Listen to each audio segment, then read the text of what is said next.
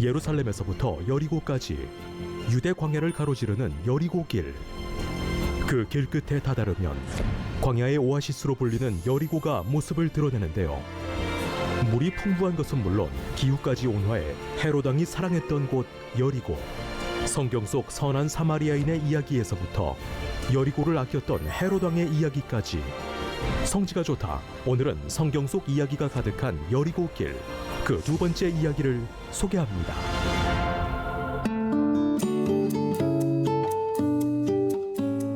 안녕하세요. 성지가 좋답니다.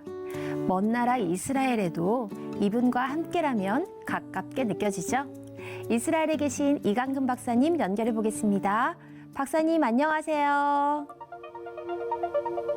네, 안녕하세요. 예루살렘입니다. 네, 박사님 목소리를 들으니까 힘이 절로 나는데요. 한 주간 잘 지내셨나요? 네, 늘 광야를 걷고 나면 하루 이틀은 피곤하지만 활력을 찾습니다. 네, 그래도 건강히 지내고 계신 것 같아서 저희도 기쁜데요. 오늘은 어디로 가나요? 우리가 지난 시간에 이어서 이제 베다니를 통해서 유대 광야로 들어가서 아주 중요한 아두민 비탈길의 선한 사마리아인의 여관, 네. 그리고 그것을 지나서 이제 여리고까지 도착해서 예수님 시대 때에 여리고에 도착하면 보셨을 그 헤롯의 궁과 신약 시대 때의 여리고까지 완주를 합니다. 네, 지난주에는 여리고 풍경이 너무 인상적이었는데요. 오늘은 지난주와는 다른 풍경일 것 같아요. 그렇죠. 지난 시간에는 이제 우리 드론을 통해서 이 베다니에서 여리고 쪽을 보았다면 이제는 여리고에 도착하는 더 확실하고 선명한 여리고를 보시게 됩니다. 네, 또 다른 모습의 여리고길 화면으로 확인해 보겠습니다. 베다니 나사로의 집을 떠나서 이제 여리고로 가기 위해서는 유대 광야로 들어서게 되는데, 유대 광야로 내려가다 보면 중간에 이렇게 오르막길이 있는데 요곳이 아두민 비탈길이라고 하는 곳인데, 자, 이 드론을 통해서 바로 이 언덕을 보시게 되는데 여기에 이게 중요한 선한 사마리아인의 여관이라고 하는 유적지가 있습니다. 바로 이곳이 예수님의 선한 사마리아인의 비유에서 나오는 그 장소이죠. 바로 이곳은 이 여리고로 가는 그 중간에 이제 늘 이 광야를 지나야 되는 사람들에게 쉬어가는 곳을 제공했던 그 여관이 있었다고 얘기도 하고요. 또 하나는 이제 낮에 이 여리고가 더우니까, 이 광야가 더우니까 어둑해지는 오후에 시작해서 밤새 길을 가던 사람들이 예루살렘에서 여리고로 내려가는 길에 예수님의 비유의 선한 사마리아인의 비유를 언급하는데, 그 말씀에 의지해서 이곳에 이미 비잔틴 시대 때부터 선한 사마리아인의 여관이라고 하는 장소가 이렇게 기념이 됐고, 지금 앞에 보이는 이 모습이 비잔틴 시대 때의 그대의 모습을 재현해 놓은 교회 모습입니다. 이것이 바로 천수백 년 전 비잔틴 시대 때의 대표적인 교회의 모습이죠. 맞아요. 이 선한 사마리아의 여관은 이 예루살렘 여리고길에 쉬어가는 실제 여관터였었던 것이고, 비록 예수님의 비유에 나오긴 했지만은 그 당시에 이 예루살렘에서 여리고로 오가던 사람들이 쉽게 이렇게 자주 강도를 만나기도 하고 강도가 출몰했던 그러한 이야기를 이제 예수님이 비유로 말씀하신 거고요. 바로 그 비유를 기념을 해서 이미 천수백 년 전에 이 터에 비잔틴 시대 때의 교회를 지었다고 하는 것입니다. 그래서 이 선한 사마리아인의 비유에 대한 예수님의 교훈을 되새기는 그러한 장소가 됐었고, 또 이제 오랜 그 순례의 역사 속에서 이곳도 이 순례객들이 둘렀던 곳이라고 하는 것이죠. 정지의 비잔틴 시대 때의 교회의 모습을 보면 이제 원래 이게 나무로 제열을 해 놓았는데 돌 건물이 될 터인데, 우선은 양쪽에 이렇게 회랑이 있고, 그 다음에 이 위에 다시 이렇게 지붕이 있으면서 중간에 창문 내지는 공간을 이렇게 만들었어요.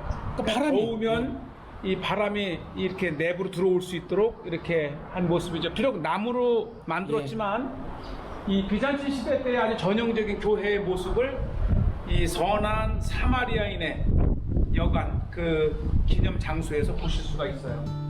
예, 또 이렇게 이 국립공원이긴 하지만 그래도 이스라엘 정부 측에서 이렇게 예배당을 제해해 놓았기 때문에 지나시는 순례객들이 이곳에서 정말 기도도 하고 예배도 드릴 수 있는, 꼭 기억하셨다가 이곳에서 예배 한번 드리고 가면 더 은혜로운 순례가 될 것 같고요. 마당에 우물이 있어요. 이게 이제 비잔틴 시대 때에 굉장히 큰 규모의 물 저장고가 있었던 걸 보면 그만큼 규모가 있었다고. 예, 네, 안을 들여다보고 계시는데 이게 이제 비잔틴 시대 때의 우물이고 총 3개가 있더라고요. 십자군 시대 때의 우물이 조금 더 서쪽에 하나 있고, 그리고 이제 동쪽에는 실질적으로 제2성전 시대 때에, 그러니까 이 여관이 있었다고 하는 거예요. 요것이죠. 요게 이제 제2성전 시대 때의 우물. 그러니까 이제 이곳은 정말 예루살렘 여리고 중간에 제2성전 시대 때의 우물인 거 보니까 예수님 시대 때에, 그렇죠. 정말 이곳에 여관이 있었고 또 예수님께서 비유로 하신 그 일이 실질적으로 일어났을, 그렇죠. 일들을 증명해 줍니다. 예수님 시대 때의 여관터의 우물. 야, 사실 예수님의 선한 사마리아인의 비유의 말씀은 정말 우리가 현대에서도 익히 늘 되새기는 말씀이기 때문에 이 선한 사마리아인의 여관을 방문해 보는 것은 굉장히 의미 있는 순례 코스이기도 하지요. 특히 이제 이게 교회로 사용되진 않지만 이스라엘 정부에서 여관터와 십자군 시대 때에, 그렇죠. 이게 이제 3번째 우물을 제가 소개하고 있습니다. 교회 앞마당에 있고, 특히 이곳에 보면은 이 비잔틴 시대 때의 이 십자가의 모양이 어때 했는지를 알 수 있는 잘 이렇게 전시를 해놨어요. 여기까지는 이게 이제 꼭 여기에서만 나온 게 아니고 저쪽에는 인근에 다른 지역에서도 나왔던 십자가들을 모아놨지요. 지금 이 교회 바닥도 이렇게 모자이크가 되어 있는데 바로 요게 이제 바닥을 고를 때에, 그렇죠. 이렇게 이거를 이렇게 무거운 돌을 굴리면서 바닥을 수평을 이렇게 바닥을 다지기도 하고 다졌던 이렇게 돌을 했죠. 이 저는 사마리아인의 여관에서 또 하나 볼 수 있는 것이 모자이크거든요. 그래서 실질적으로 건물 안에는 모자이크 박물관을 이제 만들어놔서 너무 감사하더라고요. 이곳이 또 모자이크 전시장이 이제 안에 있는데, 약간 이 비잔틴 시대 때는 교회와 함께 이 회당에도 바닥, 벽 이렇게 모자이크로 꾸미는 게 굉장히 그렇죠. 보편적이었죠. 이렇게 요만한 돌들을 수없이 이렇게 쌓아가면서 이렇게, 이게 참 정성인 것 같은데, 이렇게 돌을 하나씩 붙여가면서, 그리고 이제 다양한 색깔을 가진 돌들을 활용을 해서 이제 문양도 만들고 또 글도 써놓고요. 자, 요것이 제가 말씀드린 이제 모자이크 박물관인데, 이 선한 사마리아인의 여관에서 또 하나에 볼 수 있는 것이죠. 이게 인근 다양한 비잔틴 시대 때의 교회나 회당에서 나온, 요것은 아주 굉장히 유명한 것이죠. 샬롬 알라 이스라엘에서 이게 여리고 회당에 있는 것을 이렇게 재현을 해 놓았는데, 이것이 1500년 전에, 이거는 이제 가자에서 나온 이 음악을 연주하는 다윗의 모습, 어쨌든 유대인들의 회당에서 나온 그들이 생각하는 다윗의 모습을 이렇게 그려놨고요. 이 이외에도 다양한 이제 모자이크가 있는데, 바로 요 방이 중요한 가장 관심이 있을 텐데요. 교회의 제단을 이렇게 갖다가, 이게 설교단이죠. 비잔틴 성경에 올라가서 회중들에게, 그렇죠. 설교를 하던 아주 진짜 모자이크. 요것은 이제 무덤의 입구를 막았던 돌인데, 하필이면 이름이 이제 바울이라고 해서 폴. 그다음에 이제 요거에 이제 중요한 것이 유대 광야에서 발견된 마트리우스라고 하는 수도원, 말레 아둠 안에 있는데, 그것에서 발견된 이제 이 교회의 그것들을 이렇게 재현을 해 놓았고요. 이것은 실질적으로 이렇게 이제 설교단을 조금 이 청중이 다 볼 수 있게끔 높이 만들어서 이곳에서 이제 하는데 얼마나 정교하게 단을 꾸몄는지요.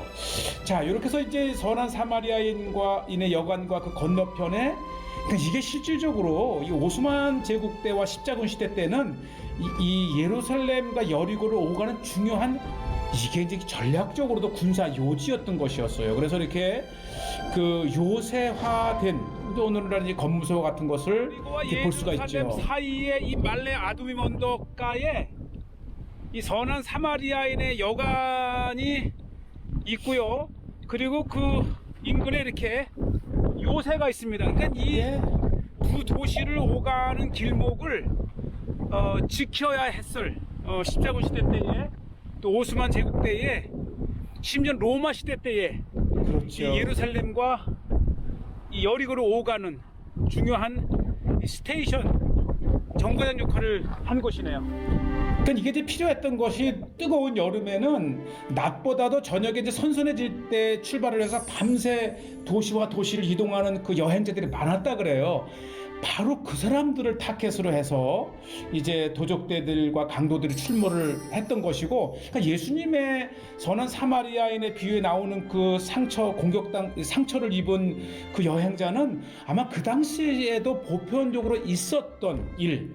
그런데 이 지나는 레위인도 제사장도 아닌 당시에 천대받던 사마리아인, 이 차별받던 사마리아인이 그 병자를 이렇게 도움을 주었다는 것이 참 이웃이라고 하는 예수님의 교훈에 나오죠. 어쨌든 지금 우리는 오스만 제국 때에 그러한 그 선한 사마리아인의 인근에 있었던 요새를 보고 계시는데, 참 비유에 나오는 것조차도 이렇게 역사적으로 이렇게 실질적으로 있었던 일이라는 것을 보고 계시고, 이것이 이제 이번에 제가 새롭게 소개하는 것이 바로 인근의 또 하나의 유적지예요. 보시죠. 계속 발굴이 진행되기 때문에 곧 발표가 되겠지만, 정말 예수님의 비유에 나오는 이 터 자체도 고고학적으로 증명이 되고 있어요. 건물의 외벽이 거의 한 70cm, 1m 정도 됩니다. 이렇게. 그러니까 보면은 이곳에 있었던 건물이 작지가 않았다는 것을 말해줘요. 이렇게 일률적으로. 거의 1m 되는 두터운 벽으로 건물을 쌓아 만들었으니 굉장히 견고했던 건물이 있었다고 하는 것을 증명을 해주고 있고요. 이제 아마 이것이 고고학 발굴이 이제 마무리되면서 한 1년 후, 2년 후, 몇 년 후에는 이곳이 어떠한 건물이었다고 하는 것을 통해서 정말 예수님의 이 선한 사마리아인의 그 터에 이렇게 실제했던 뭔가를 곧 밝혀지게 될 겁니다. 아마 그것이 밝혀지게 되면 정말 예수님의 그 생생한 말씀의 현장을 우리는 다시 한번 확인해 보는 중요한 발굴이 바로 우리를 기다리고 있습니다. 이 계단이 올라가는 걸 통해서 이것이 그냥 1층이 아니고 2층 이상의 뭔가의 건물이 있었던 것을 이제 우리가 이렇게 보게 되고요. 자, 이렇게 해서 이제 선한 사마리아인의 여관을 보면서 조금 계속해서 이제 길을 가게 되는데, 이게 놀라운 것은요, 이 예루살렘에서 유대 광야를 통과해서 여리고까지 가는 그 옛 로마 시대 때의 길입니다. 이 길의 기준이 뭐냐면, 이제 가신 분은 아시겠지만은 와디켈트라고 하는 예루살렘에서 시작을 해서 여리고까지 관통하는 그 거대한 그 와디가 또 하나의 이동의 기준점이 됩니다. 제가 이제 예루살렘 쪽을 보고 계신데 이것이 이렇게 광야길이에요. 아마 이 드론이 아니었다면 도저히 볼 수 없었던 이 광야길을 이렇게 통과해야 됩니다. 바로 그것이 조금 전에 보았던 선한 사마리아인의 여행길이기도 하고요. 이렇게 이제 와디켈트를 왼쪽에 두고 쭉 로마 시대 때의 길을 따라 내려가다 보면 왼쪽에 십자가가 하나 보이잖아요. 이것이 또 하나의 이제 아주 방문해야 될 중요한 것인데, 이 유대 광야의 모습을 실질적으로 볼 수가 있고, 또 이곳에서 보는 이 광야의 모습, 아마 보셨던 분은 추억을 이제 다시 되새겨 볼 수가 있는데요.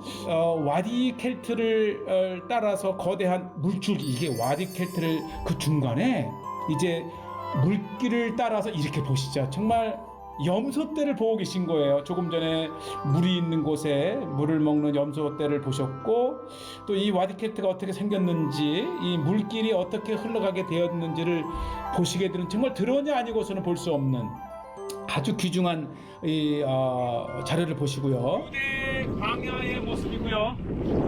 이 앞에는 와디켈트, 어디한 계곡이 흘러가고, 특히 저 와디켈트 저 절벽가에 네. 성 조지아 수도원, 1500년 된 유대 광야의 수도원이 저렇게 있습니다. 보면 이제 제가 드론으로 이게 날려보는데, 이 모습 보기만 해도 이 깊은 광야에 찾아 들어온 은둔자들, 기도자들, 수도자들이 정말 예수님이 이 유대 광야에서 시험 받으시고 40일간 기도하셨던 것을 기념을 해서 이렇게 광야에 난 길, 그래서 이것이 보다 자연적이고 또 역사적으로 2000년 동안 지속되어 왔던 그 예수님의 이야기를 통해서 여리고로 들어가는 정말 아름다운 광야길을 보고 계시고요. 저 펼쳐진 저 광야 너머의 마을이 바로 여리고입니다.